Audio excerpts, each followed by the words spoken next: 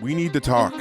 It's been a rough ride, from a culture bent on burning itself down to attacks from within. But by the grace of God, we've been given a moment, a chance to make lasting changes. We can rebuild what's been torn down, but we have to build with what will last, the gospel of the kingdom. This April, let's sit down. Let's talk about what matters. And together, we'll build something that lasts. ReformCon 2025. Tickets are limited. Lord willing, we'll see you in Tucson.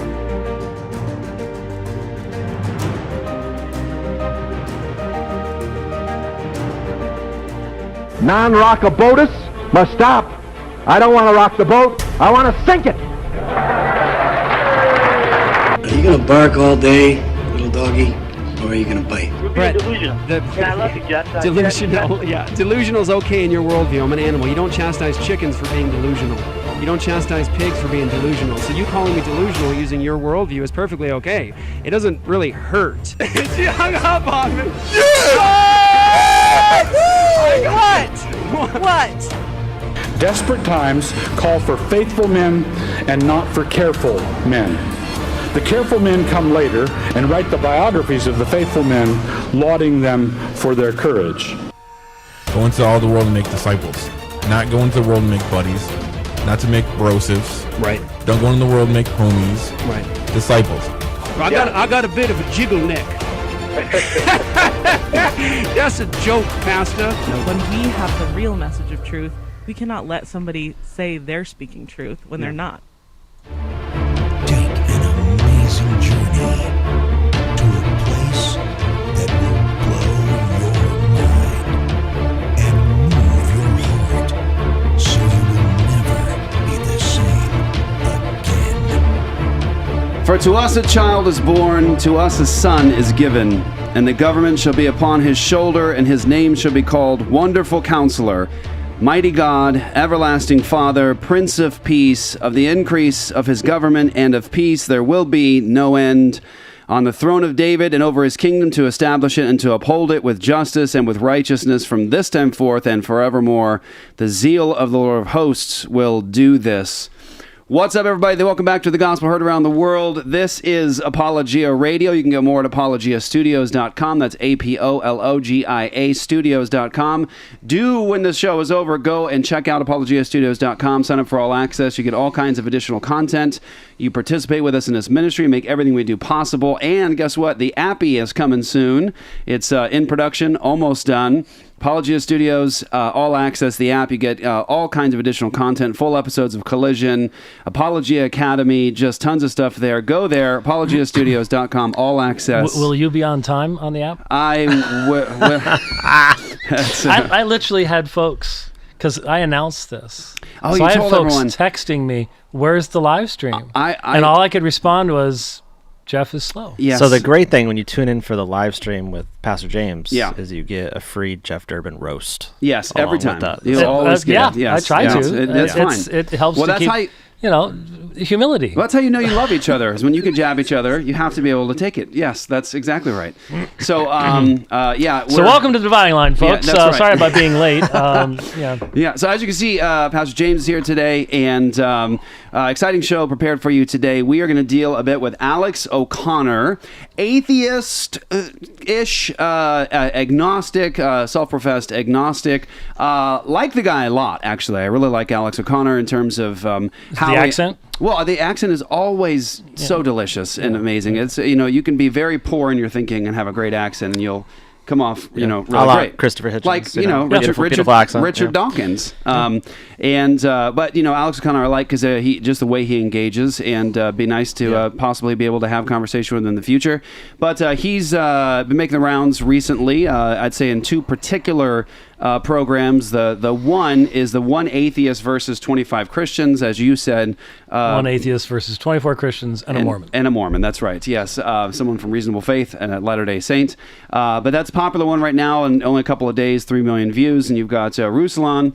I said it right. I got it right. I'm always afraid to say it wrong. I like him a lot too. So Ruslan just had Alex O'Connor on, and they began a conversation really engaging with some of the comments made by our friend Wes Huff when he was on Joe Rogan.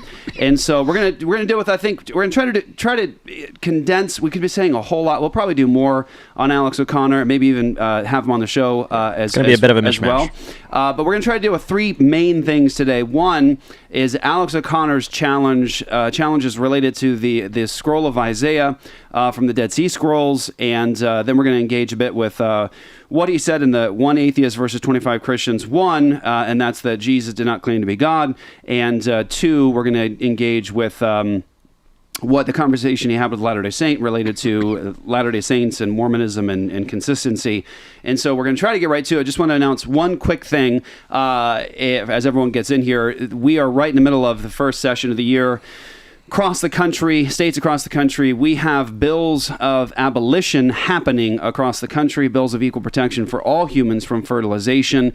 Texas just dropped. Yesterday. Oklahoma dropped. South Carolina has dropped. Ohio is about to drop. Just we're able to secure one in Kentucky as well. That's about to drop as well on the 4th, I believe, is when that's going to drop. Equal protection for all humans happening in Kentucky. North Dakota is coming. What am I missing? It's in. Oh, it's in. North so you got Dakota's Texas, Oklahoma, Missouri, North Dakota, Indiana, South Carolina, all in currently. Alabama's coming soon. And so just want to highlight an opportunity. If you are in Ohio, we need a lot of support there in Ohio. We already have a lot of support, but we need more of you. So if you're a believer in Ohio, pastor, leader, doesn't matter, come and meet with Michael Foster and myself and Michael Clary. And others. We're going to hold a night to talk about the bill that is dropping and how you can participate and help with us, be right on our side on this bill. That is going to be next Tuesday. That's February the 4th. It is, make sure I get this right, it's being hosted by Michael Foster's church, and that is East River Church, February 4th at 5:30 p.m.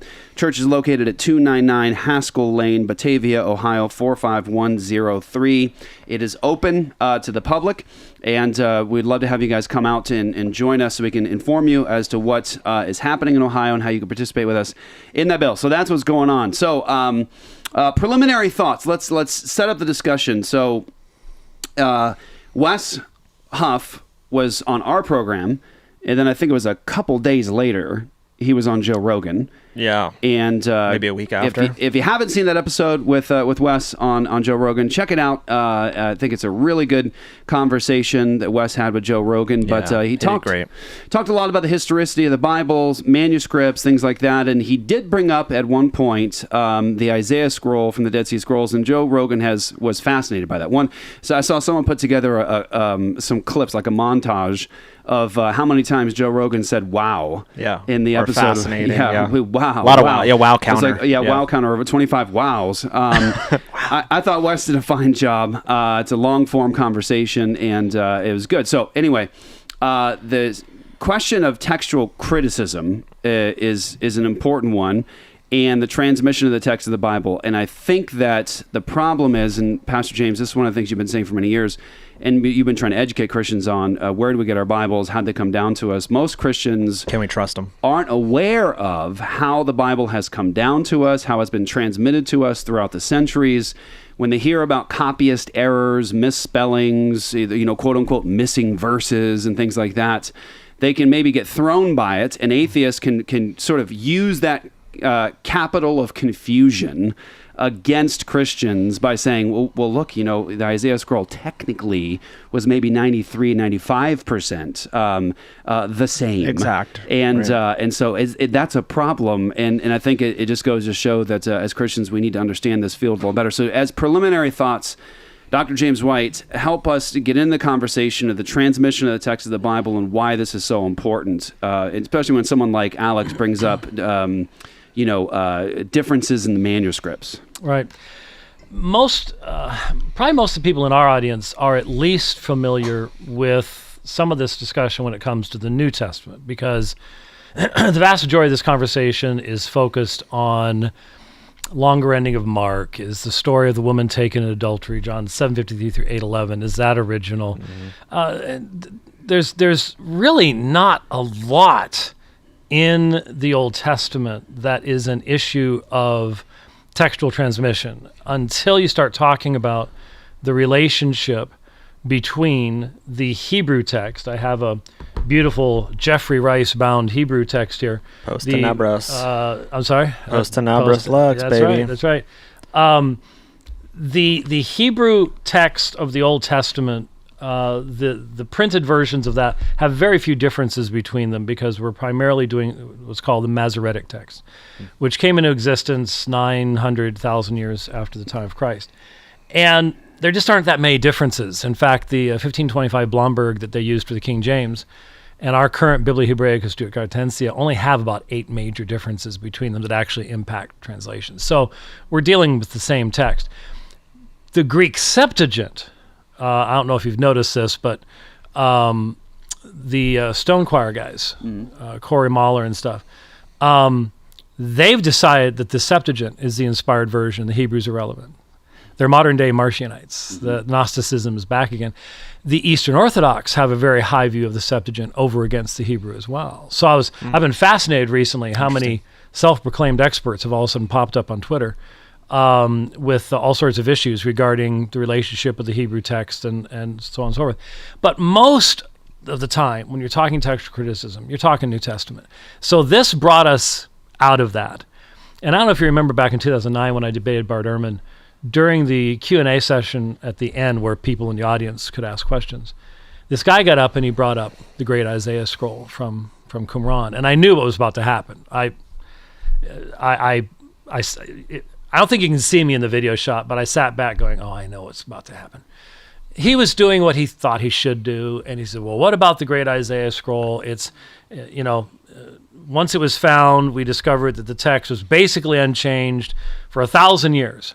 And that is the issue. The main reason to bring up what's called 1Q Isaiah A. So it's the first Qumran cave, Isaiah A. That's the great Isaiah scroll, which you can go online and look at. They've got a great whole thing in color. It's in color, and it'll outline the verses for you. I mean, it's really, really, really well done. Yeah. You can go online and see all that. But the main reason to bring that up is to demonstrate that there is no necessary reason to believe that just because a document has been transmitted by hand copying for a lengthy period of time, that therefore you should be skeptical that you continue to have the original readings. That's the main reason, because as some people pointed out, in fact, Wes directed me, Sean McDowell had Anthony Ferguson on. Anthony Ferguson is a young scholar, brilliant young guy who did his PhD. In fact, one of his readers was Emmanuel Tove, who is really the Old Testament textual critical guy in the world right now. Has been for many, many years. I actually picked up the 4th edition of his book yesterday in accordance because mine was like the 1st or 2nd edition. I had read his stuff decades and decades ago. And he was talking about, you brought up the 93%, 96, 99%. When that guy in the debate brought up the Isaiah scroll, I knew what Bart Ehrman was going to do. And Bart Ehrman said, well, that's true. The Isaiah scroll is pretty much unchanged. But have you looked at the Jeremiah? Mm-hmm. And Jeremiah in the Dead Sea Scrolls is very different than in the Masoretic text from 1,000 years later. Mm-hmm. Now, we know why. If you read Jeremiah, his text was torn up by the king, and there were different versions of it, and he was kicked off to Egypt and all the rest of the stuff. So at the very beginning, you had differences. But I knew he was going to do that. I just saw it coming. Vast majority of seminary graduates know nothing about Old Testament textual criticism. Because you have those notes at the bottom of the page, they know something about the longer ending of Mark or the story of the woman caught in adultery or something like that. But when it comes to the Old Testament, the idea of different proto-Masoretic traditions at the time of Jesus, along with the Targums and along with these other translations that were in existence, and when did the Septuagint come along? And even if people know what the Septuagint is, and people should know what the Septuagint is, I mean, given that 85 to 90%, maybe even more, of the citations of the Old Testament in the New Testament come from the Greek translation of the Old Testament rather than from the Hebrew, that's significant. That's really important. But there wasn't just one Septuagint, and it wasn't translated all at the same time. And so when you've got people running around literally today saying that the Greek Septuagint is the inspired version, they look at this conversation we're having about the great Isaiah scroll like it doesn't matter. It's irrelevant. It's whatever is in the Greek Septuagint. Well, the problem with that is there was no one Greek Septuagint. Pretty much every manuscript we have of the Greek Septuagint from the past was made by Christians, not by Jews. So they don't go back, until 3rd, 4th century after Christ. And the Dead Sea Scrolls take us before Christ. Right. That's extremely important for establishing the text and where it came from and things like that. So when we look at the Isaiah scroll, and this was the issue and I understand why he said it. What Westhoff said was it's verbatim. Word for word, yeah. Word for word, verbatim. Like what you'd come... now, when people say, well, why do you keep saying just 1,000 years later? Because you have two major Masoretic texts somewhere around 1,000 years after Christ. The Aleppo text and the Leningrad text. The Leningrad's probably a little bit younger, but it's full. It's the whole thing. Aleppo's fragmentary in some places. So why say that it's verbatim? It's word for word. That's something that textual critics say. When you have two texts, handwritten texts, that are as close as the Isaiah scroll is, the later Masoretic, we'll say things like, well, they're verbatim. So like if we're looking at Byzantine manuscripts that were produced, 12, 13, 1400 years after the time of Christ in the New Testament, we'll just sort of in passing say, yeah, that's verbatim with this one over there. We're not saying that it's word for word identical like a photocopy, because there were no photocopiers until 1949. Right. Okay? Which is what Bart Ehrman wants. Right. That's what Bart Ehrman wants. But it's sort of, I think he was just thinking that it's so clear that the textual tradition that is represented by the Isaiah scroll, which is at least 100 years before Christ, okay, that text is the same textual tradition that became the Masoretic text 900 to 1,000, over 1,000 years later. It's the same tradition. Now, as has been pointed out, like by Dr. Ferguson and others, the scroll itself is actually fascinating. And remember, my modern Hebrew text here has vowel pointing in it. And so those vowel points are primarily provided by the Masoretes long after the time of Christ. That's important because that's an interpretational thing. So if you remember, I've debated Anthony Buzzard. In fact, you were there without a beard. I was there without a beard. When sitting in the background. this young kid. That's been a while. It's been a while. Shut your mouth. Not too long. Look, you didn't look over at me a couple Sundays ago. Yeah. But you made a comment during a sermon recently where you said something along the lines of, "I've been in ministry for so long," and I'm sitting over there going. I'm going, yeah, okay. When it's at least 40 years, you can say so long. Okay. Okay. Young blood. I'm just sort of like, yeah, okay, all right. But anyway, you were there, and what's one of his big arguments? One of his big arguments is that in Psalm 110, when it says, we would say Adonai, the Lord said to my Lord. He says, no, it's Adoni. And Adoni is never used of a divine person in the Old Testament. Okay. Well, what's the difference between Adonai and Adoni? Masoretic vowel pointing. The Masoretes knew that the Christians used that text, and so they vowel pointed it to take away their argument. There you go. And so the Unitarians use it. Well, those vowel points aren't inspired. Well, I've run into Presbyterians who do believe the vowel pointing is inspired. There are no vowel points, of course, in the great Isaiah scroll because they hadn't been developed yet. And so one of the problems with that is, and this is, by the way, this is also relevant to studies in the Quran, because the Quran's a Semitic language, and its earliest manuscripts don't have vowel pointing either. And so you have to have a way to have vowels. Well, that's all editorial. Right. And so in the older forms of the language, they would use what are called vowel letters, which can be function as consonants or as vowels. But you still have to interpret it in context. There's different ways of understanding. And once the Masoretes put vowel pointing in, they're putting their understanding into that text. It's interpretive. It's interpretive. Yeah. But it's being interpreted long after Judaism has rejected Jesus as Messiah. And so there's places where they reflect that in their statements. So anyway, back to Isaiah. So it's a consonantal text, doesn't have vowel pointing. And what's interesting is it's pretty much divided right in half.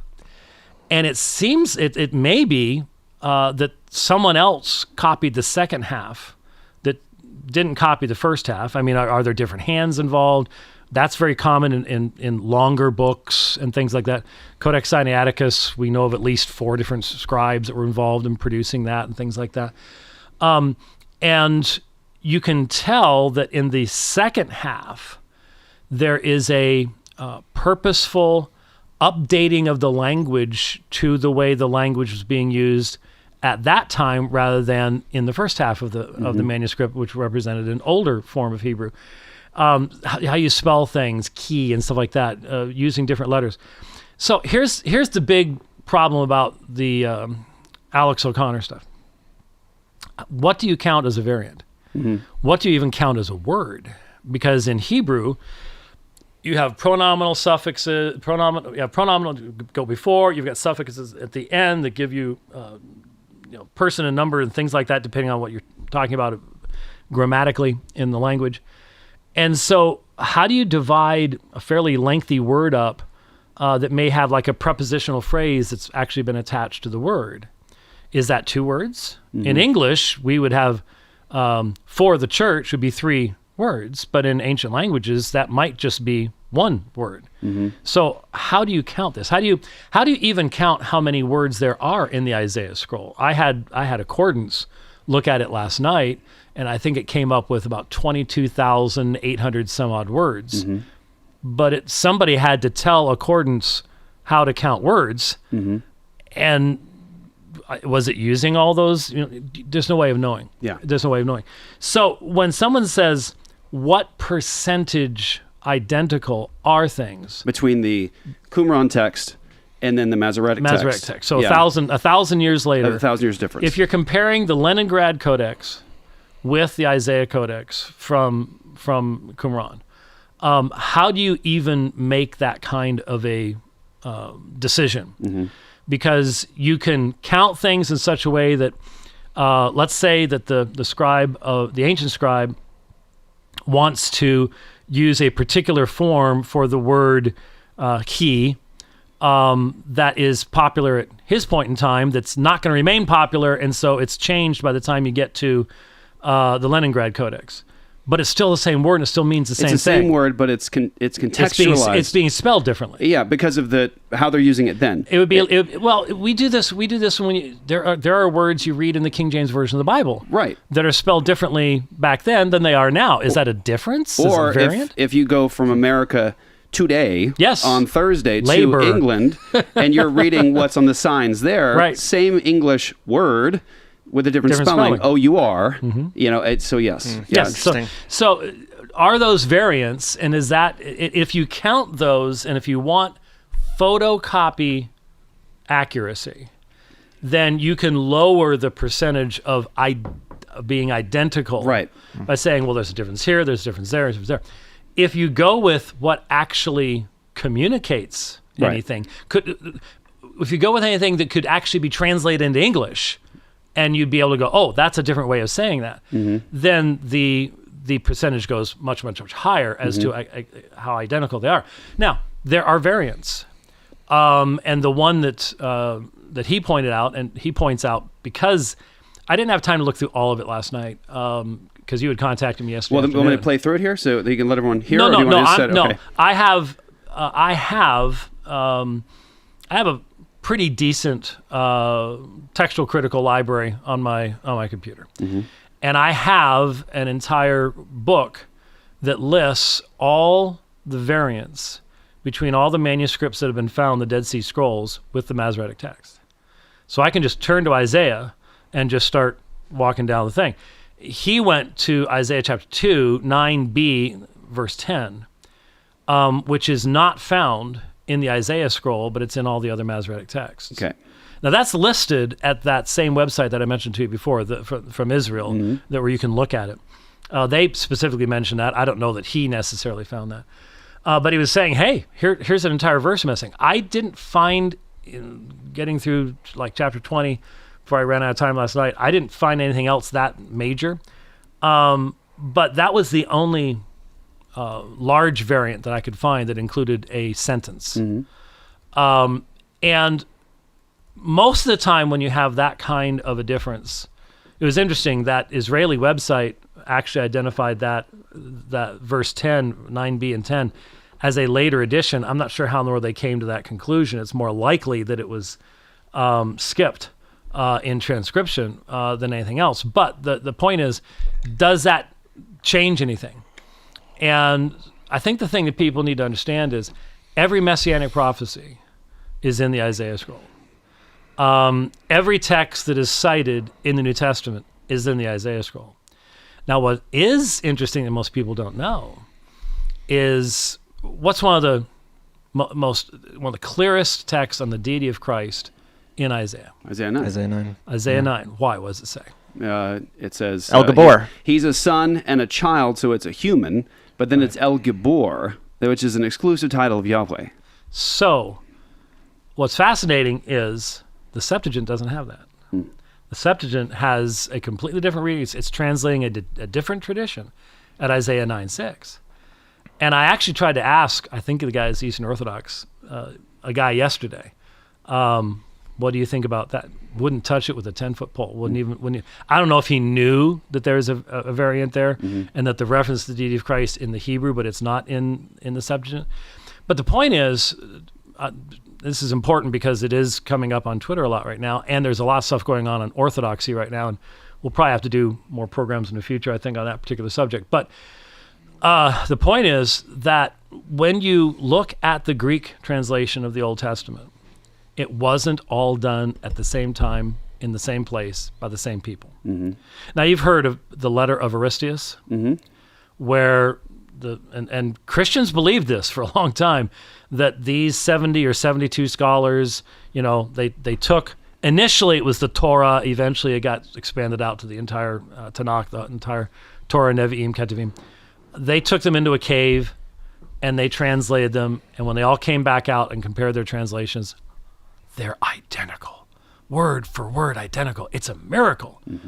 And for centuries, Christians believed that this was evidence that the Greek Septuagint was the inspired version, and the early church really viewed the Septuagint as the final authority.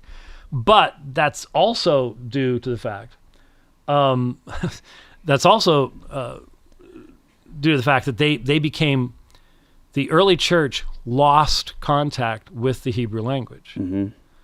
And so there were only a few early church fathers that could read both Greek and Hebrew. Origen, not exactly the most orthodox guy on the planet.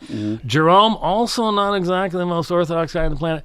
There were very few people that could read both languages. And so what a problem that caused, for example, with Augustine. Augustine, his views of canon, Augustine, his view of justification, because his Greek wasn't all that good either. It was primarily Latin. So not having those languages can cause some serious issues. So anyways, these are some of the major issues. I'm sort of glad that this topic has come up, because really weird people like me can get to talk about stuff that we normally spend time reading books about, but nobody else cares. Yes. So like this Anthony Ferguson that went on Sean McDowell's program, I just wanted to say to him, brilliant guy, great stuff, but enjoy your 15 minutes because eventually everyone's going to go, what? We're moving back to something a little bit less esoteric than the textual criticism of the Old Testament, because it is something that I would say the vast majority of seminary graduates barely touched it if it was even mentioned. The only reason that I had any interest, because I was already dealing with Mormonism.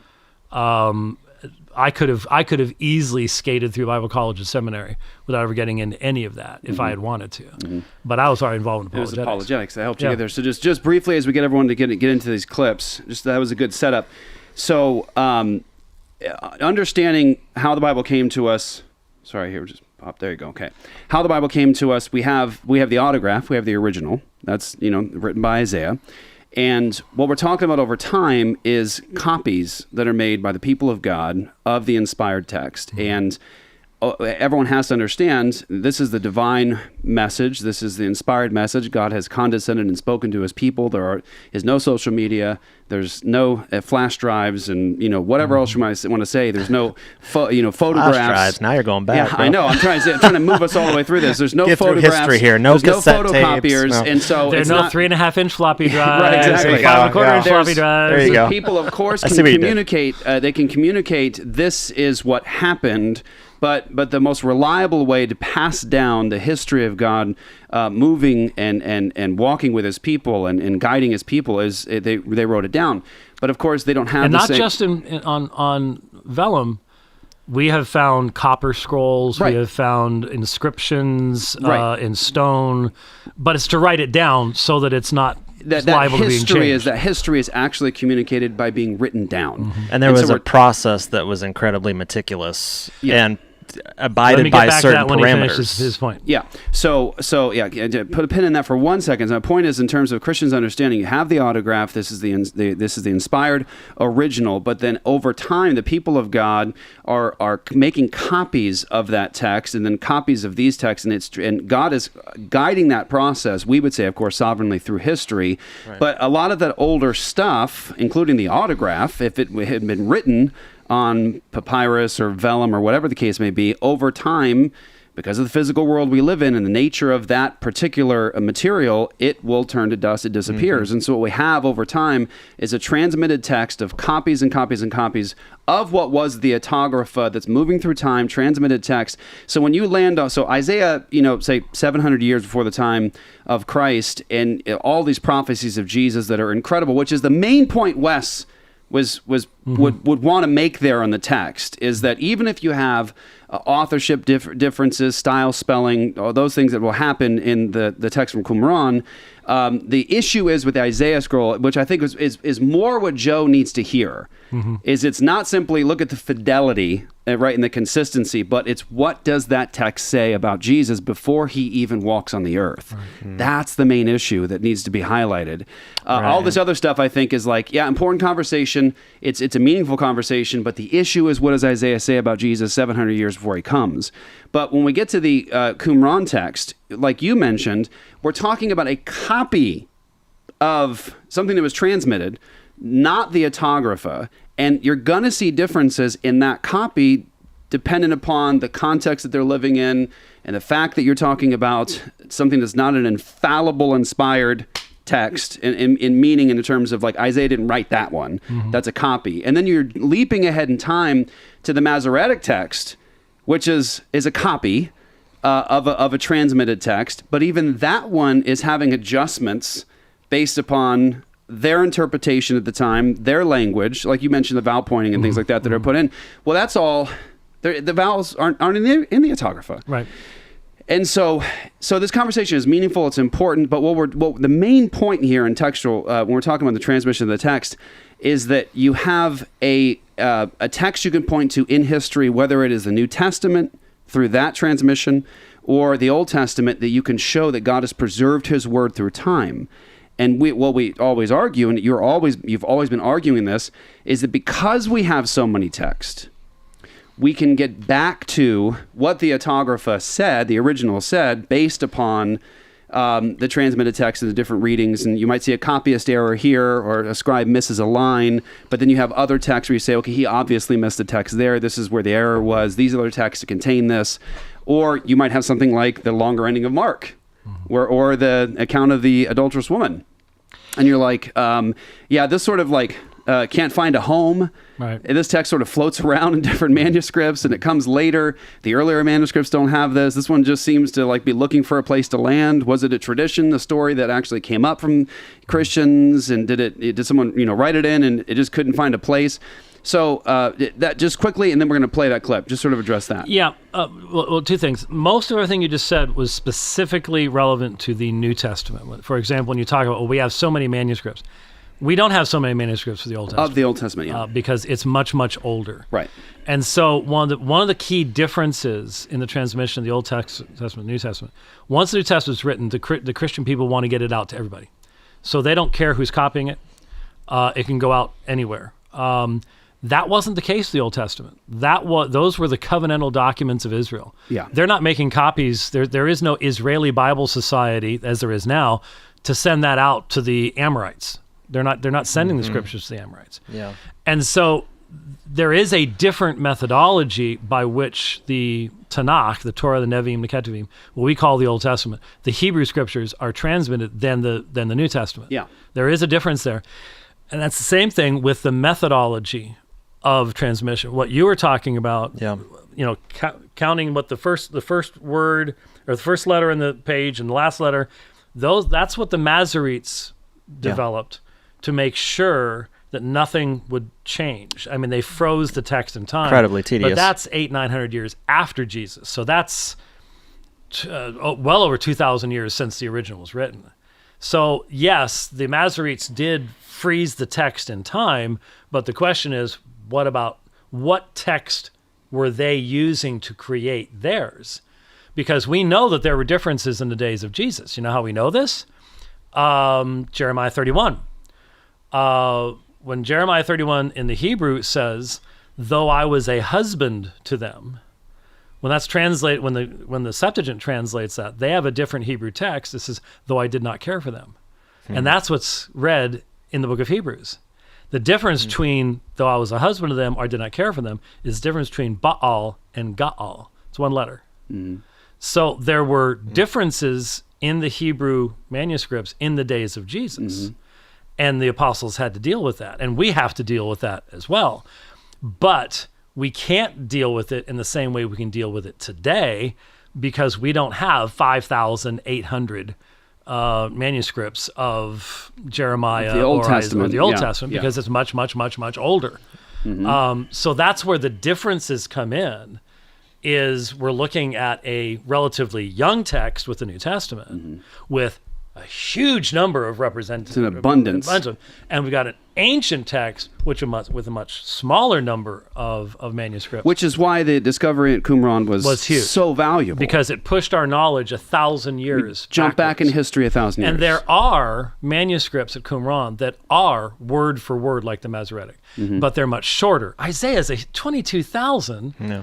I mean, you couldn't get, if we brought our best and brightest school kids in, homeschool kids in, and asked them to write Isaiah as carefully as they possibly could, if we had 10 of them doing it, you're not going to have zero differences, no matter how hard they try, because people make mistakes. That's just how it is. So there are short texts in Qumran where, if you compare it with the Masoretic, they are word for word. They are not even a letter difference. But Isaiah is huge.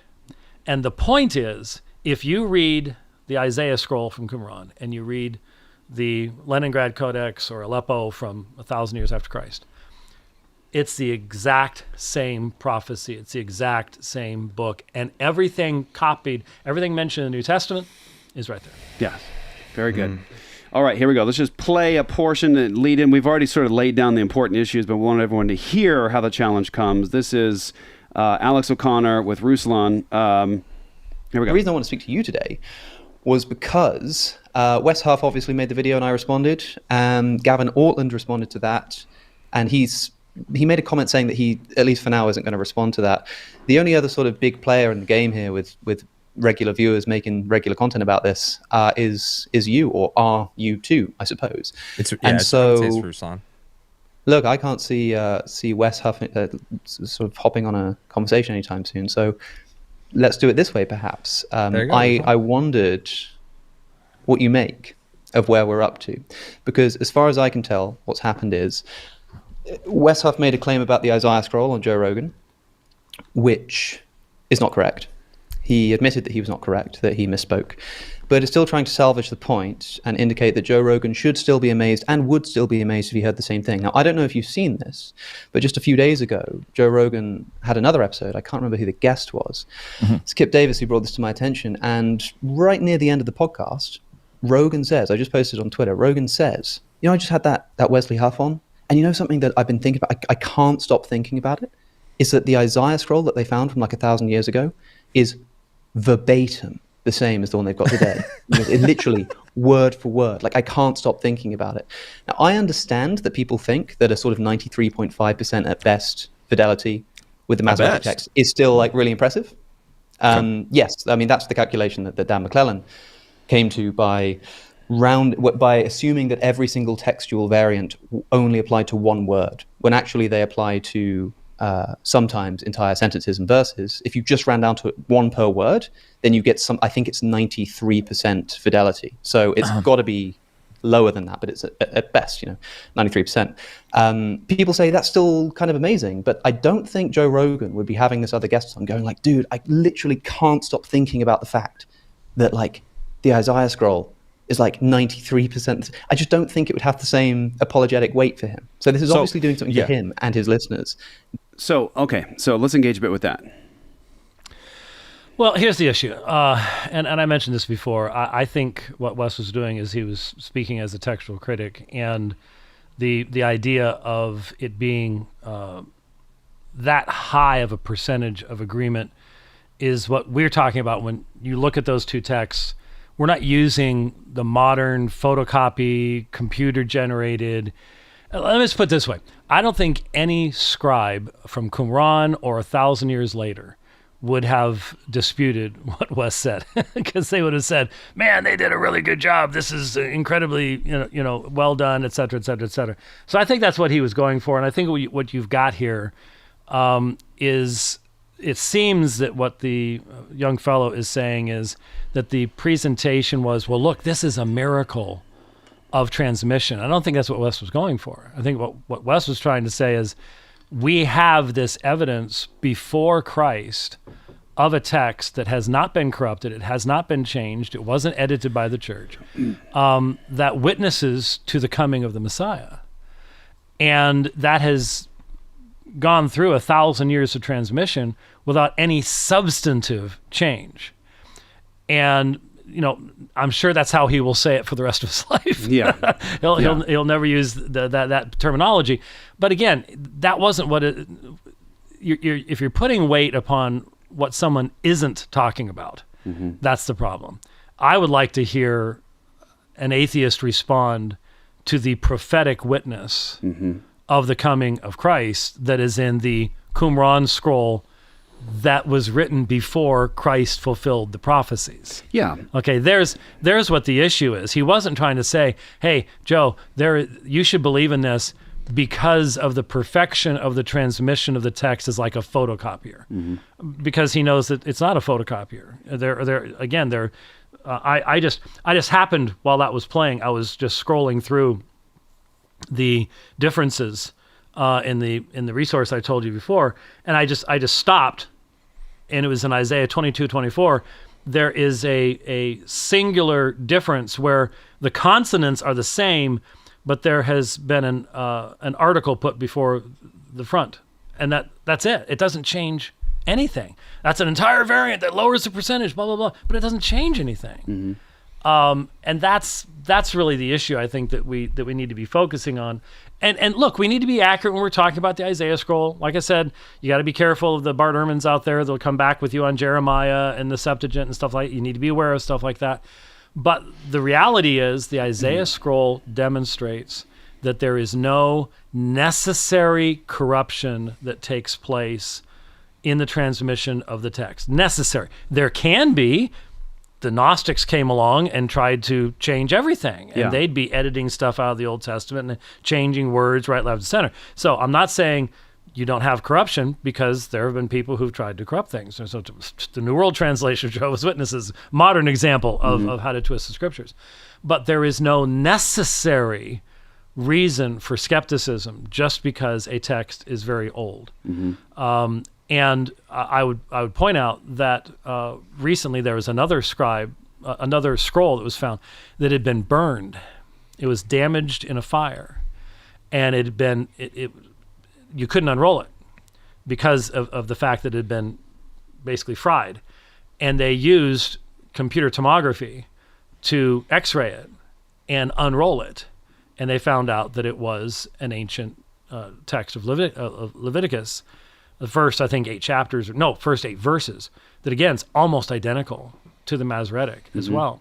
So the point is that the Masoretes used a really good Hebrew text, and they preserved it for us. And so what we've had all along has been perfectly good.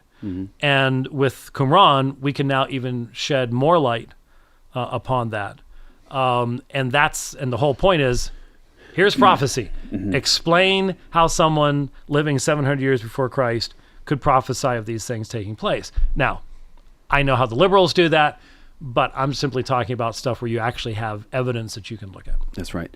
It's an incredible mark of divine preservation. Right. That's the main point. And I think, again, the main point I think that would have Joe Rogan saying, wow, a lot more, is if somebody was able to get in front of Joe Rogan, which I would love to do, and just to walk him through that text that is so incredible, like Isaiah chapter 53, and say, look what it says about Jesus. Look at these different portraits painted in Isaiah that I often have said, you've heard me preach this 1,000 times, that had to have confused people a bit. Like, how do you have this conquering Messiah repeatedly through Isaiah, who takes dominion over the world, draws the nations to God, and yet also he is a suffering servant who's going to be cut off and die a violent death. And it's the Lord's will to crush him, etc. Yeah, the Lord's going to lay on him the iniquity of us all. And, Israel, it's a plural. They're the servant of God. That's their vocation, to be the servant of Yahweh, to be the light to the world. And then it switches from this plural servant to this singular servant who is going to take on himself the sins of God's people. He would justify the many as he would bear their iniquities. He dies a violent death. He's counted among the rebels. And yet he sees his offspring. So he's cut off, and then he lives to tell about it, essentially. So there's so much there, but let's get into, that's at least a start of the conversation. Alex has been doing making the rounds, and so we're a little bit short on time today, so we just jump right into the next part of the conversation. This is from Alex's appearance on Surrounded, and it is one atheist versus 25 Christians. 24 Christians and one Latter-day Saint. Just to clarify. Here we go. My next assertion is that Jesus never claimed to be God.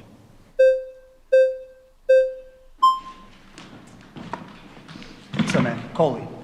So, talk to me. Where does Jesus claim to be God? Yeah, so I'm curious, when you say that, are you including the book of John? So I think that the book of John is probably the least historically reliable in this case. So I'm talking about the historical Jesus. Yeah. I do think that there are a number of instances where Jesus appears to claim to be God in John's gospel. Okay. But even if we think that he actually said that, I still think that there's reason to believe that he wasn't claiming to be God in the sense of being identical with Yahweh. When you talk about the historical Jesus... All right, so we'll start there.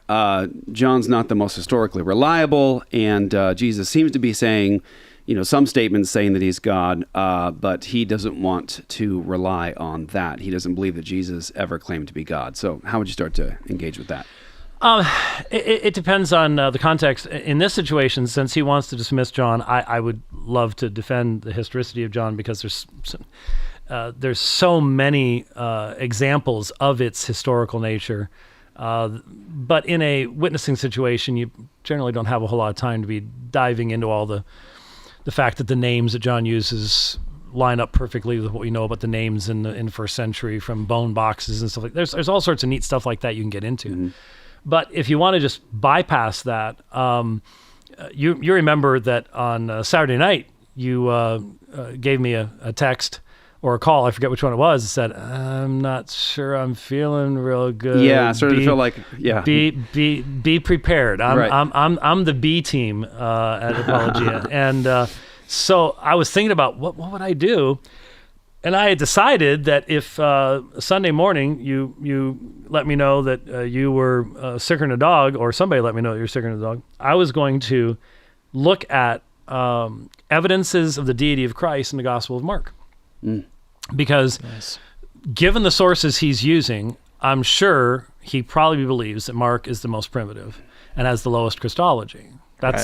And I've spent a lot of time on this. Why? Because I've been dealing with Shabir Ali and the Muslims for decades now, and that's their argument. Because it seems to focus more on the human aspect of Christ's identity. Right, and the idea being Mark is the most primitive, then Matthew and Luke develop Mark and start moving toward the deity of Christ, and John, of course, presents the deity of Christ. And that's a Bart Ehrman thing, too. That's the same type of developmental thing. So I like to go to Mark and just jump to the most obvious one in Mark 14:61 during the trial of Jesus, but he kept silent and did not answer. Again, the high priest was questioning him and said to him, "Are you the Messiah, the Christ, the Son of the Blessed One?" And Jesus said, "I am, and you shall see the Son of Man sitting at the right hand of the power and coming with the clouds of heaven." And tearing his tunics, the high priest said, "What further need do we have witnesses? You have heard the blasphemy. How does it seem to you?" And they all condemned him to be deserving of death. Now, it's interesting. If you don't take the time to look at Old Testament texts, you may be wondering why they reacted the way that they did. Why are they freaking out? Yeah. But when you look at what this Jesus was the is doing, text that condemns Christ at sorry? his trial. This is the text that condemns him, where they tear their clothes and. Right. So what is it? Well, what he's done is he has conflated two texts that had high messianic significance in the intertestamental period, from Psalm 110 and Daniel chapter 7. Right. And so, especially the Daniel 7 text, the Son of Man presented before the Ancient of Days, a people given to him who latruo him, latruo the highest form of worship, only found in the temple, so these were texts that Jesus knows, that they know, and he knows how they understand it. Right. And he puts the two of them, he conflates them. How dare you do that? He conflates them and applies them to himself and identifies himself as the Son of Man. And so when they tear their tunics and say it's blasphemy, Jesus doesn't go, "Oh, no, you misunderstood me. That's just bad. I don't know who the Son of Man is." That's one of the weirdest things about Bart Ehrman for me, is he doesn't believe that Jesus was identifying himself as the Son of Man. And there's just so many places where you're like, it just doesn't even, what? It becomes complete mishmash. But anyways, so here is Mark quoting Jesus, and Jesus is quoting scripture of himself that identifies him as a divine being. And so, I think what he does in the rest of the conversation is he doesn't want to look at, maybe he admits that Paul identifies Jesus as Yahweh, or maybe he admits that when Peter says, "Be ready to give an answer," the quote that he's quoting from Isaiah is actually about Yahweh, and you are to treat Christ as Yahweh in your hearts, is what he's saying. Right. So maybe he will just dismiss anything outside of the Gospels as being irrelevant. And the problem with that is, once you do that, even if you nail him down with a gospel text, well, that's been changed. Well, we can just dismiss that. So who knows what he would actually consider to be valid material? But I just recommend to everybody. It's a book I read somewhere second or third year of college, called "The Lord of Glory" by Benjamin Breckinridge Warfield, B.B. Warfield. I think you can get it free PDF. It's not going to be super expensive, anything like that. What I loved about Warfield's book was, unlike most of the books that we write today and how we approach the deity of Christ today, here's how he started off. He said, look, the greatest amount of evidence of the deity of Christ found in the pages of Scripture is found in Jesus saying and doing things that no mere human being would ever be allowed to do. Yeah. Right. Okay. Yeah. It's not arguing about whether it's God or a God, or the Granville Sharp construction in Titus 2:13 or 2 Peter 1:1 or anything else. Those are important. We need to know about those things. They do teach the deity of Christ. But he said, basically what Warfield says, we always let the critic of Christianity determine what we're going to be arguing about, rather than turning it around and saying, you explain how your Jesus, who's just a man, says and does all these things. And it just flipped a light on for me that's never gone off. Every time I'm reading anything in the Gospels, it's like, oh, there it is again. You know, that if Moses said what Jesus said there, Moses would have had himself stoned. You know, I mean, right. It just, there's no way. You think of the highest person you can think of in amongst God's people. They could never say these things. They didn't speak like that. They can't speak like that. Right. They can't do the things that he did.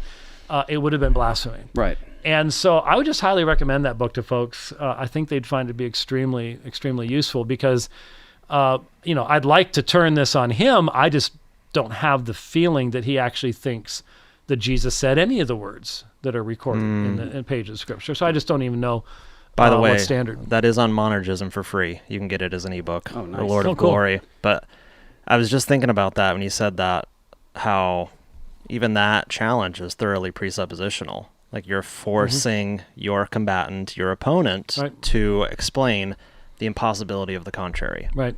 Warfield was not a presuppositionalist, so yes, that's true. But I see, even if he didn't acknowledge it, you're forcing the unbeliever, or the skeptic in this case, to account for the identity of Christ apart from who he is. Okay, then tell me who he is. Right. What mere mortal could fulfill this? Who could live up to this if he's not God, if he's not who he says he is? It's very useful. Yep. Let's play a little bit more here. What else do you pull from other than the Gospels of things that he might have said? The things that he might have said, we only really have the Gospels, but there are multiple sources within the Gospels. What do you date it at? Around 70 AD. Okay, yeah. I sort of go with the scholarly consensus. And so you have also a bunch of sources, the unique sources to Matthew and Luke. Yeah. You also have this potential source called Q from the German for quail, right? All of this kind of stuff. John comes in the latest. Sure. And so when we're trying to figure out what the historical Jesus actually said, if we've got multiple sources all claiming that he said the same thing, then I think we have good reason to think that he actually said that. Claims like, before Abraham was, I am, I and the Father are one, anyone who's seen me has seen the Father, only appear in the Gospel of John, not in any of our other sources, which I think makes them less historically reliable. Well, I like the claim. I got to come at it a little bit different approach because I think that the gospel writers are claiming that Jesus is God. Sure. Let's just go with Mark. As Mark starts, he talks about John the Baptist preparing the way for the Lord. Right. What is your response for that? Because ensuing Jesus comes. I've no problem saying that Mark is intending to portray Jesus as God. It's not entirely clear, but I have no problem just granting that for the sake of this conversation. I think that the belief that Jesus is God is something that develops in early Christianity after Jesus died. I think there's nothing that Jesus said himself that can make us confidently say that he was walking around claiming to be God. What do you... Well, and there's no way to disprove that. Right. I mean, because we no longer have any sources. He's just dismissed the sources as being secondary and inaccurate, and he's now become his own ultimate authority at that point. It's his say-so. Yeah. Yeah. There's I'm just not going to accept any evidence that I'm wrong. That's essentially right. Yes, exactly. Yeah. Exactly. So I'm going to say he never claimed to be God and prove to me that he did. Okay, well, let's go to the text where he's speaking. Yeah, I reject all of that.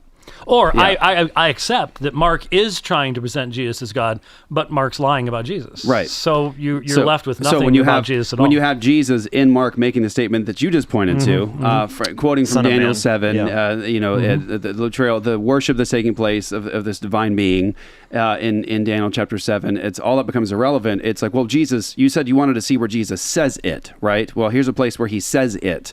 Yeah, Mark's just trying to make him look like like he's God. It's like it's like, do you understand? you're setting up the rules here so that nobody can disprove your claim. But you're doing it with a British accent, therefore. So it sounds delicious. Well, it kind of sounds like he wants something like Jesus saying, "I am God." Yeah, which is exactly what the Muslims say. Yeah, yeah, and I think it's better than that in terms of what you point to. If we're having this discussion in a meaningful way, and someone says, "Look, I really want to know," okay, say, "Well, great." Well, I think the first place you have to start is what does that previous revelation of God that Jesus and the apostles claimed they were fulfilling or seeing the fulfillment of? What does it say about God, and what does it say about this coming messianic figure? And you would see, of course, the consistency all the way through the Old Testament revelation. There is only one true and living God. From everlasting to everlasting, you are God. And it is a strict monotheism that you find in the Jewish scriptures. And oddly, you see conversations taking place in the Old Testament with the one true and living God. You see things taking place that are a bit confusing in terms of divine persons in the Old Testament. You see the marks of that taking place that might have confused them a bit, like what's going on there. But then you have texts like in Isaiah chapter 9. You have a text where you have this messianic figure, this human being, a son and a child, who has the divine titles for Yahweh attributed to this messianic figure. And so you start to see all of that. So I would say the first place you have to go to see the deity of Christ, that Jesus is God, is that Old Testament revelation to start that story. And then you move into the New Testament and you see in the historical narratives and you see in the Gospels, you see Jesus is saying and doing things that really are only the right of God to do. You have Jesus demonstrating that he has power and control over the creation itself. You have Jesus demonstrating that he searches people's thoughts from afar. He knows what they're thinking before they say it. And he's responding to things that are going on in their heads before they're saying it. Jesus is showing power over life and death. He's in himself. He's raising a little girl from the dead, raising Lazarus from the dead. Jesus demonstrates his own life that is so distinct from everybody else around him by saying things to his even the antagonists towards him in his ministry and his opponents. He's saying, "Which of you accuses me of sin?" Now, who else can do that? He has authority to forgive sins. Alex can, exactly. And so you see in the life and ministry of Jesus, the marks of Yahweh, the privileges of Yahweh, forgiving sins. And they even knew it, the prerogative of God. Yep. They were right to say, what's he doing when he says your sins are forgiven you? That's not something that Moses is doing. That's not something that David is doing. That's not something that Isaiah is doing. Isaiah is remarking on his own sinfulness. When he gets this glimpse and vision of the glory of God in Isaiah chapter 6, this amazing prophet of God, my favorite prophet of the Old Testament, by the way, he recognizes his own sin. I'm a man of unclean lips. I'm coming apart at the seams, essentially. Yeah. And yet that's not what you see in Jesus. And Jesus is saying to people, your sins are forgiven you. And they're freaking out saying, who can forgive sins but God alone? And that's exactly the point. And Jesus is saying things, he's not going to let us use John conveniently, but Jesus is saying things in John, taking the divine title of God, prerogatives of God. I mean, John is explicitly calling him God. In the beginning was the Word was with God, the Word was God, calling the Word the creator of all things, and the monogenes theos, the unique one-of-a-kind God in the Father's bosom. It's explicit. But then all of that developed later on. You don't. Right. You see, it's just too late. It's theologically motivated. But let me undercut that. Let me point out an example where we can undercut that. The Carmen Christi in Philippians 2:5-11, most scholars believe, is an early hymn of the church. And when Paul is writing to Philippi, he's writing certainly before where this fellow identifies the writing of the Gospels. So this is before the writing of the Gospels. This is before Matthew, Mark, Luke, and John. And if he's using an illustration that is a song of the church, even before that, then this has to come before Paul wrote Philippians, because it's something they understand. He's using it as a sermon illustration. So this puts it into the 40s at the latest. And what do you have in Philippians 2? When you have Isaiah 45 being cited and applied to Jesus. Every knee, every tongue. Who is that in Isaiah 45? It's Yahweh. Who is it in Philippians 2? It's Jesus. And so this pushes us within 10 years of the resurrection. So you don't have the time for that kind of development to be taking place. You can't go, well, that's John's way late, or that's the Synoptics, it's post AD 70. No, you don't have any of that. And when you find the first manuscripts of Philippians, I've seen it in Dublin. I've told you the story about my getting in trouble with the security guards. Haven't I? Sure. Yeah. No, sure I have. Yeah. But now everybody else in the audience is going, what? They had the manuscript on display there. He tried to rob them. No, I did not try to rob them. You tried to touch those 500-year-old books on the shelf? No, I wasn't trying to touch anything. I was trying to see it more clearly so I could read it for the people who were with me. And so I realized the light was coming down from above at an angle, so I got down my hands and knees and looked up at the papyrus, and it was much brighter, much easier to read because the light was now coming at the proper angle. And so I'm literally reading them from Philippians. Unfortunately, the text that had this on it they had the other side forward. So I wanted to see this so badly, but I was reading this thing, and all of a sudden I hear, excuse me, what are you doing? And there's a security guard that's come down. I could just see them. They were watching on the cameras, and it's like, George, the Christians are worshiping the manuscripts again, and they came down there and got us to go away. But we can demonstrate the earliest manuscripts we have of Philippians, they don't have any evidences of redaction and insertion and changing. This was in the very letter that Paul wrote to the church at Philippi before he dates the Gospels even being written. It's it's an assumed belief of both writer and audience of the highest view of Jesus from the start. Right. You just can't go there. And here's a critically important thing to discuss now at the tail end of this conversation. This can all be engaged with. Alex can be refuted from the text in terms of the divine nature of Jesus. Jesus is Yahweh. It is clear. It is abundant. Jesus is receiving worship. It is absolutely clear. But the main point I would want to press with Alex is that he doesn't really have any right to be doing what he's doing as an atheist / agnostic or more. And no one challenged the worldview assumptions. And if he was here with me, I would want to have that conversation with him. Is that you're using a lot of capital that makes sense within the Christian framework. Consistency, laws of logic, is it reasonable, tests of evidence. We want evidence and proof. We can't just believe things that are fallacious, erroneous, or false, and those sorts of things. Human beings have value. He's got a lot to say about suffering and genocide and God commanding the genocide of other people. Those sorts of things are taking place within Alex's framework and his conversations. But my challenge would be to him, well, if you reject this revelation, if you reject this as the reference point, if this is not where your epistemological position is, then I would ask the deeper question, what is this conversation about contradictions, and is this true, and is this good for the world, and is this consistent, and what's with God ordering the slaughter of all these people? I mean, you're acting like human beings have some value, dignity, or worth. And that just does not comport with the atheistic perspective of the universe. Even if you're not a strict materialist or naturalist, it just does not comport with your worldview. And I want to know how you're making all these moral complaints against the God of the Bible with your worldview. Because if you, and I would assume this is correct, if Alex, has adopted or believes a naturalistic view of the world, or he's somewhat materialist, or if he holds to a neo-Darwinian micro-mutational macro-evolutionary worldview of history, if my ancestors and myself are really just stardust, if this is just a cosmos that doesn't care about us and we are just purposeless, meaningless material, if there's nothing that matters about human beings and they're ultimately just matter, then what is the matter? What's going on? What's the complaint? Curious. What's the complaint about the genocide? What's the complaint? I mean, you're acting like I just wouldn't have done it that way. Yeah, you're acting like it's a problem that you've got these descendants of bacteria that are violating one another. That does not comport with your position of the world. Now, it does. It is a meaningful conversation to have in a Christian worldview. Yeah, it's sad when image bearers of God die.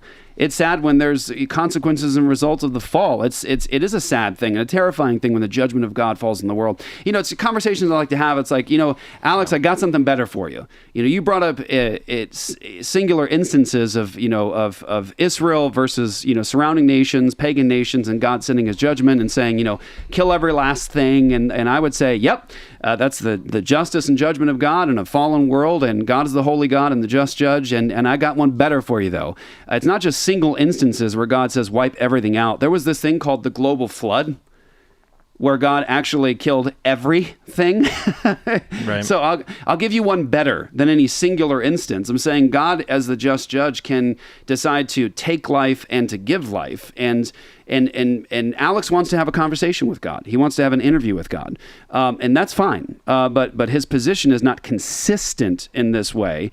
I want to know what all the complaining is about genocide. What is suffering in an agnostic / atheistic worldview? Is it just brain chemicals fizzing? Is it just physical sensations and neural receptors in the brain? Like, what is suffering? Yeah, it's one of the things I said in the last debate on ethics when we were at the University of Utah with these atheists is, you're decrying all these things in the world of suffering and evil and all these different things. But no one sheds tears when rocks tumble down a mountain and crash at the bottom and break. But rocks and human beings are just random results of evolutionary processes in the atheistic or agnostic framework. And so, why are we shedding tears over this, but not the rocks? It doesn't matter. It's all just matter. And so that'd be a more important conversation to have. And I think it's where Alex's legs would come off, because he doesn't have any meaningful justification in this area. And so onward, unless you guys want to probe a little more. So I know it's been we've been going for a while here, but I at least want to touch this next point. This is where Alex engages with the Latter-day Saint. Right, so I don't quite know what term, what term to use. We generally are known Latter-day Saints. Latter-day Saints, the church, a member of the LDS Church of theology, Jesus let's Christ. say. Yes, our theological claims, for example, the problem of evil. Okay, so the way that we address it. So the problem, really, so far as I can tell, that you have isn't so much with suffering, right? Because suffering could be something that is justifiable. Right? Yeah, in principle, it's sort of the amount of suffering, the depth of suffering. Absolutely. So the issue really is injustice. It's not injustice. It's suffering, and particularly suffering of non-human animals. Okay, and fair enough.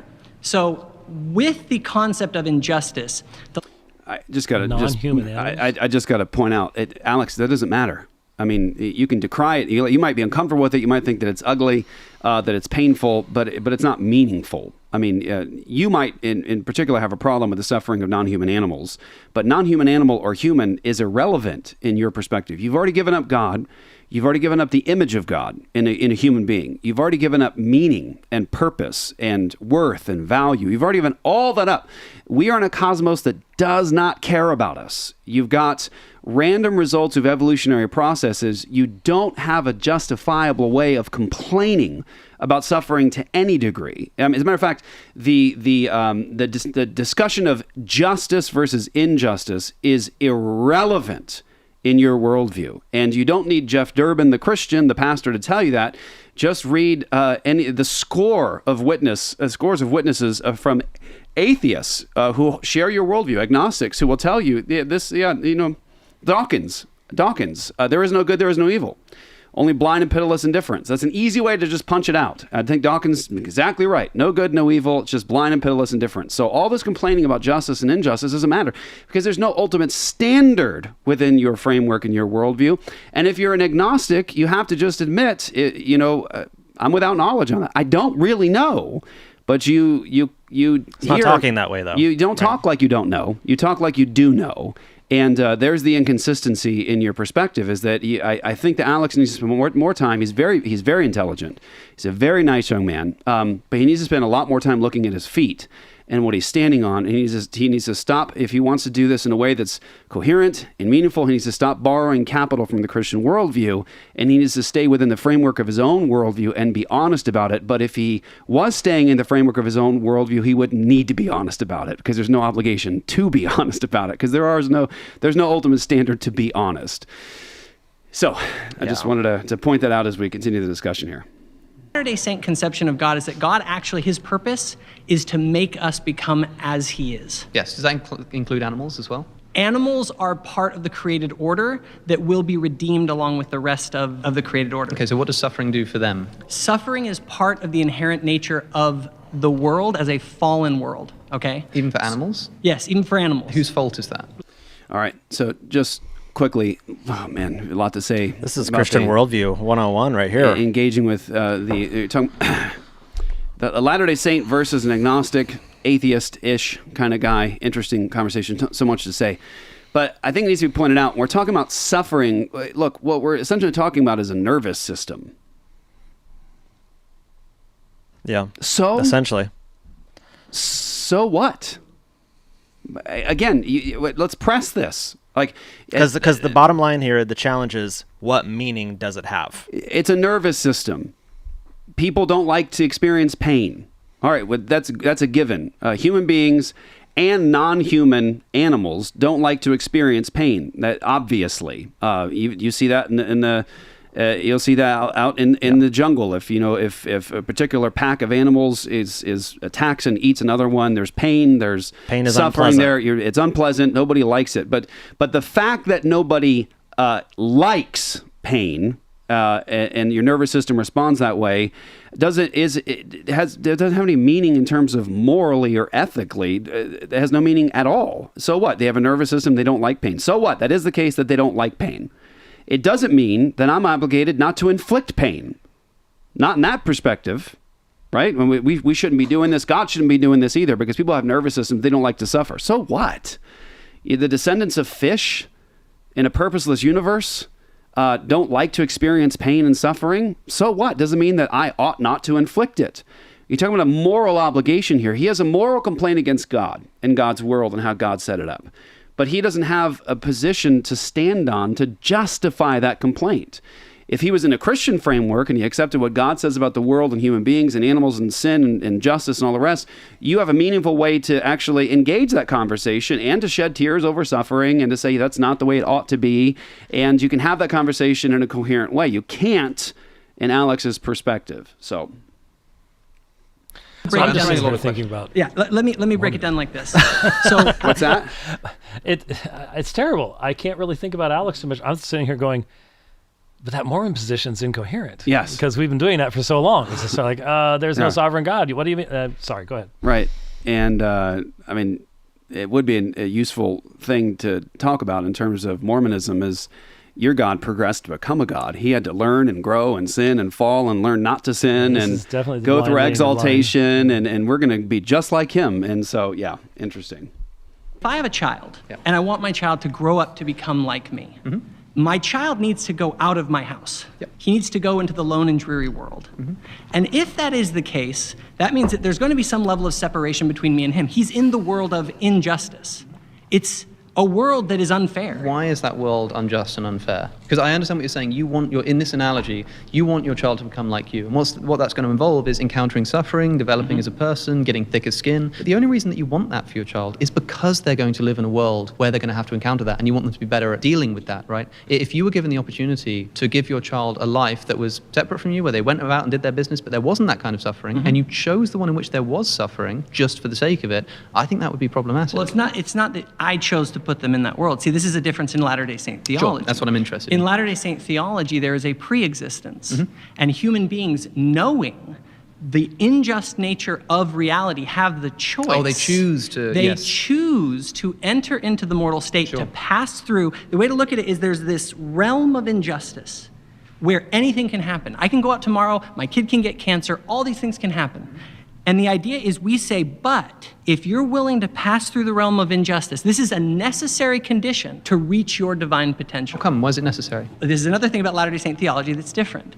Like, for instance, God cannot create a square circle. Why does that apply here? I mean, why can't he do that? Because God cannot bring you to your divine potential because of the nature of the laws of reality. Okay, but like, why not? Crying out loud, he's the power of God is the power of the priesthood and procreation.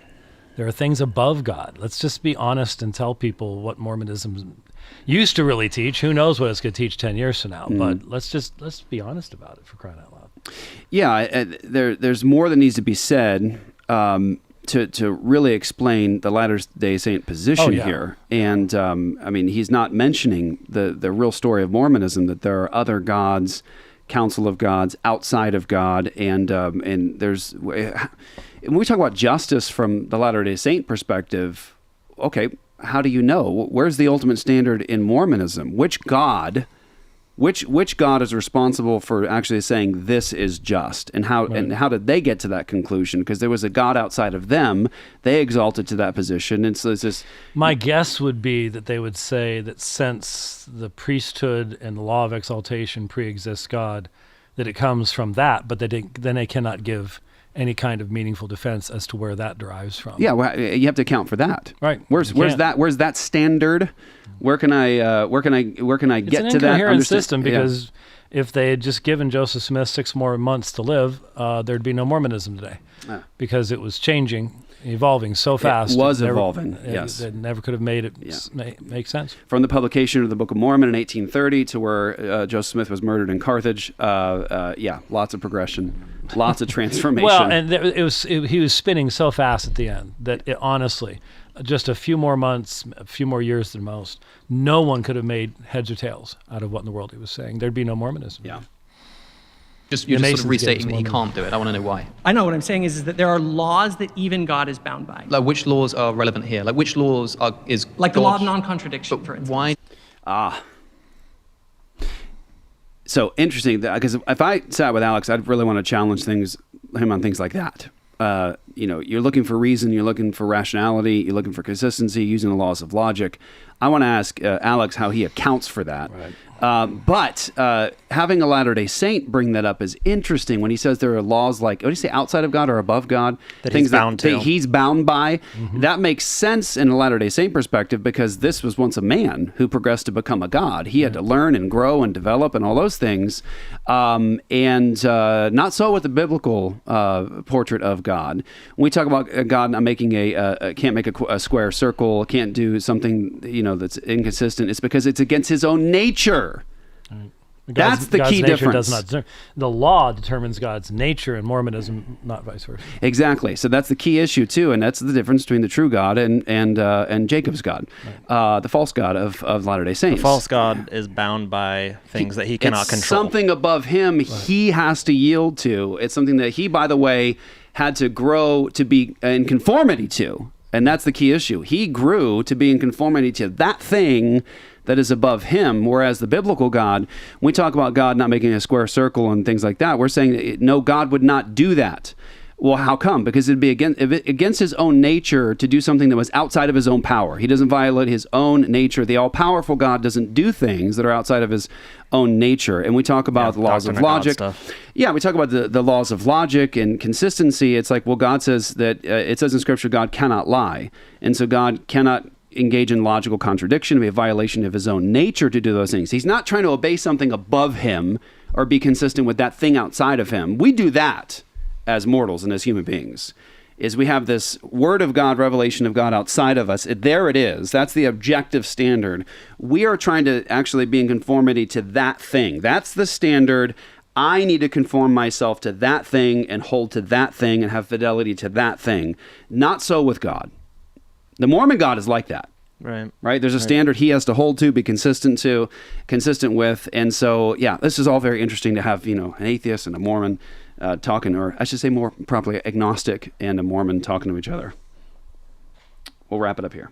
Explain to me how the law of non-contradiction binds God to not create a world where there's no suffering. Because that relationship with God must be freely chosen, and God cannot force me. Because there is the question, why doesn't God just make us all happy all the time? But that's a separate question, because God could make a world in which there's no suffering, in which you're still... I disagree. In which you're still free to choose whether or not to follow him. I would say that is a logical contradiction. Okay, so maybe you can tell me why. Because right now what you're telling me is that it's illogical on the level of creating a square circle to create a system that a person can voluntarily choose to sort of exit the heavenly realm and go into in order to do whatever they need to do to get to God's ultimate not potential. Not to get to God, to become as he is. Sure, to fulfill their full potential that has to involve not just suffering. I don't think he has any idea what the Mormons really say. The extent of what he is saying. Actually just an exalted Jacob man. is saying there. Yeah, exactly. And by the way, I love that Jacob said that, because now that the conversation will switch to Latter-day Saints for us and we'll wrap up the show here, we have tried to communicate over and over and over again the difference between the biblical gospel and the Mormon false gospel. That was a good example. The biblical gospel is about us knowing God. The good news is, it can be explained, in a lot of different aspects to the good news-ness of it. The good news is that you get God. The good news is that you know God. The good news is God himself and I reconciled. Whereas, as Jacob just illustrated there, the goal for the Mormon isn't so much getting God, it's becoming a God. Like that's the real story of Mormonism. It's like, no. It's to become like him, which means not just in his holiness and all those different things, and be like God and just and all those things, but to become a god of your own planet one day, like the God of this earth did.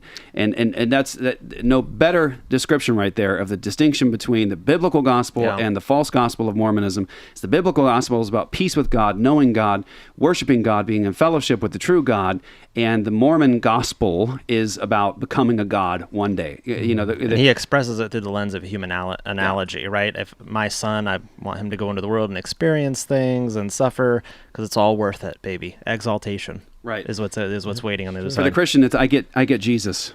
I get him for all eternity. I get to be in fellowship with him, to love him, to know him. It. And so the reference point for the Christian gospel is God. The reference point for the Mormon gospel is me. My experience, my growth, my exaltation, my becoming like the God of this world. And no better way to describe that than the way that he just did. So I'm grateful that that's in there. Pastor James, thanks for coming out today. I know I hit you up last minute. I do a lot of last minute things with you, like Saturday night.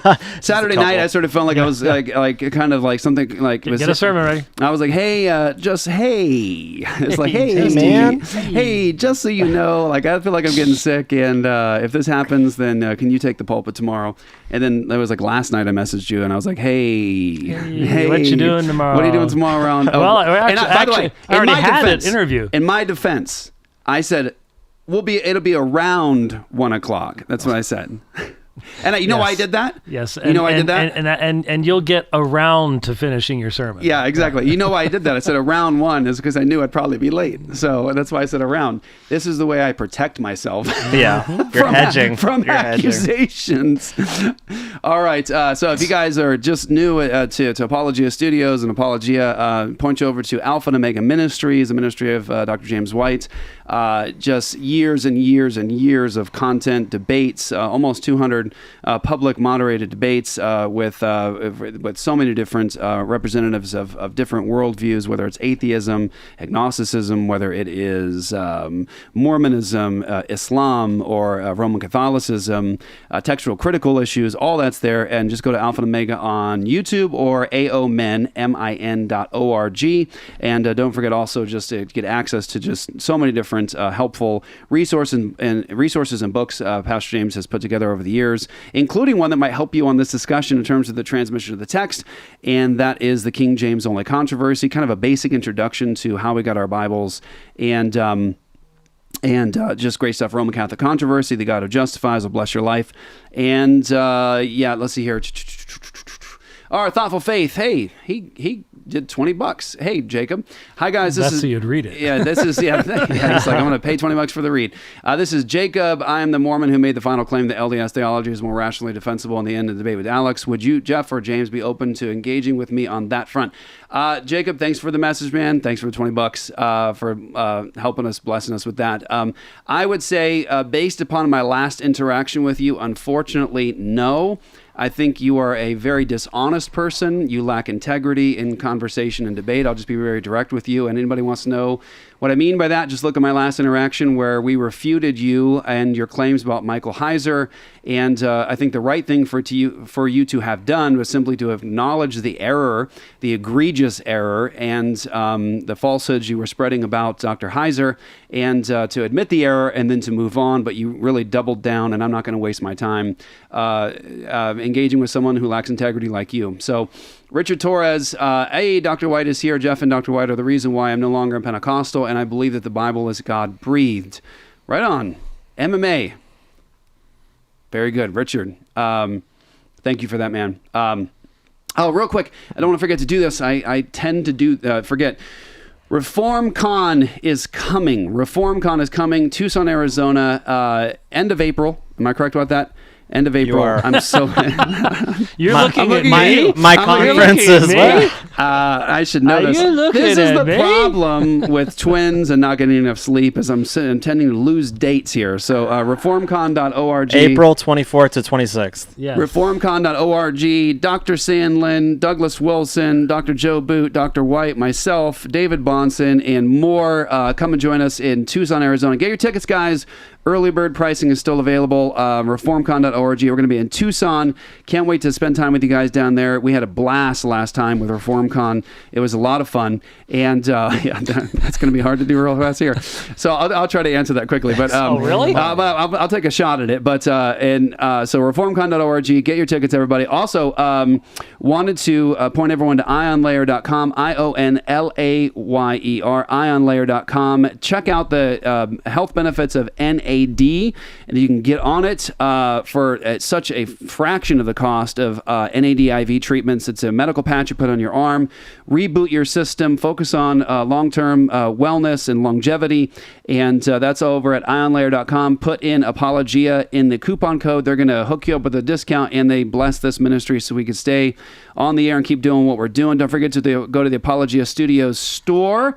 Get the shirts, get the swag, get the tracks and all those things. Get the coffee, and there you go. So judo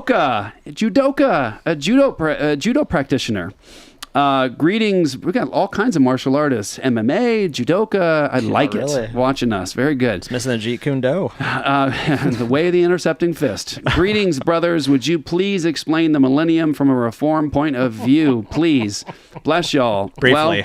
Well, so what I would point you to, Judoka 512, is point you to, if you just type in Jeff Durbin, postmillennialism, Jeff Durbin, eschatology, you should get some smaller standalone messages that might help you with this, where I've gone through the discussion of the millennium and the future, what Scripture says about that. Hopefully that'll bless you. Can't obviously do a whole thing on it right now, but if you just look up my name, postmillennialism, or my name and eschatology, there should be some good ones to help you in that respect. But they will not be short. Short. They will not be short. There's a spectrum. So listen to his stuff on Matthew chapter 24. It will only take you a few months. A while. Yeah, it'll be a while. What did I do? A year and a half on Matthew 24? It was forever. That's because you taught me. You taught me to be thorough. You taught me to be don't thorough. Blame me for this. All right, everybody. We'll catch you next week right here on Apologia Radio. That's Pastor James. I'm Jeff the Comment Ninja, and that's Zachary Conover, See you, everyone. Director of Communication with End Abortion Now.